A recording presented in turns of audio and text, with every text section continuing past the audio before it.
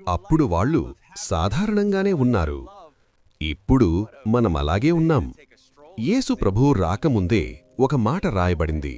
వారు తిన్నారు, త్రాగారు, పెండిళ్ళు చేసుకున్నారు.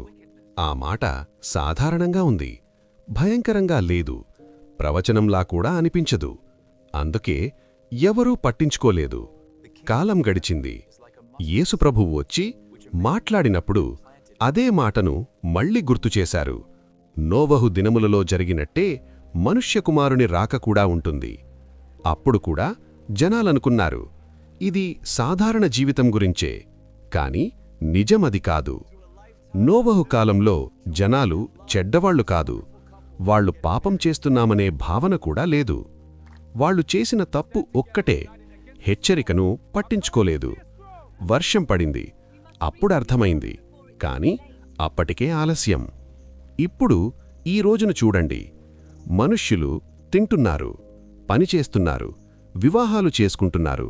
అన్నీ సాధారణంగానే ఉన్నాయి.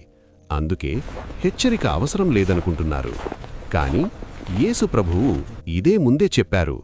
అదే విధంగా జరుగుతుంది. అప్పుడు అత్యాశ లేదు, అత్యంత చెడు లేదు, కేవలం అజాగ్రత్త మాత్రమే ఉంది. ఇప్పుడు అదే కనిపిస్తోంది. వాక్యం మన దగ్గరే ఉంది, సంకేతాలు మన ముందే ఉన్నాయి. కాని మన స్పందన? ఇంకా సమయముంది. అప్పుడు అదే మాట అన్నారు. ఇదే ఈ కాలంలో నెరవేరుతున్న నిజం. ప్రమాదం ఎప్పుడూ శబ్దం చెయ్యదు. అది సాధారణత వెనుక దాగి ఉంటుంది.